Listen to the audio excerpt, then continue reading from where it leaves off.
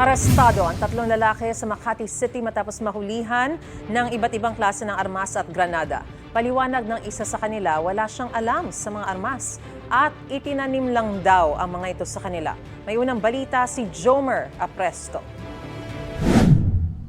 Hindi na nakapalagpas sa pulisya ang tatlong lalaking ito matapos silang mahulihan ng iba't ibang klase ng armas sa bahagi ng Kalayaan Avenue sa Makati City.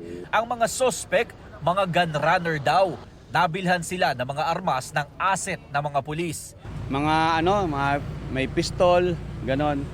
Tapos meron ding mahaba sa mga bala, mga magasin. Nakuha rin ng pulisya sa mga sospek ang isang granada at ilang identification cards, kabilang ang 2 media o press ID na nakapangalan sa isa sa mga sospek.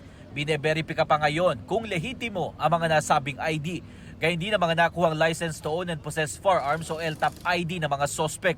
Ayon sa barangay, residente nila ang tatlo at wala raw record ng krimen sa kanila. Hindi natin alam kung ano yung lakad nila eh. Basta pagkakilala namin sila sa kanila, okay sila mga tao. Walang record sa amin na masama.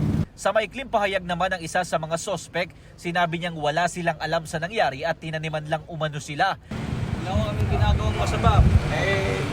Nataka lang, ba't parang nagkaroon ng granada? Never tao nakakita at nakahawak. No? Hindi nagbigay ng pahayag ang dalawa niyang kasama. Ayon sa Special Operations Unit ng Southern Police District, umabot sa 1 buwan ang kanilang surveillance sa mga sospek.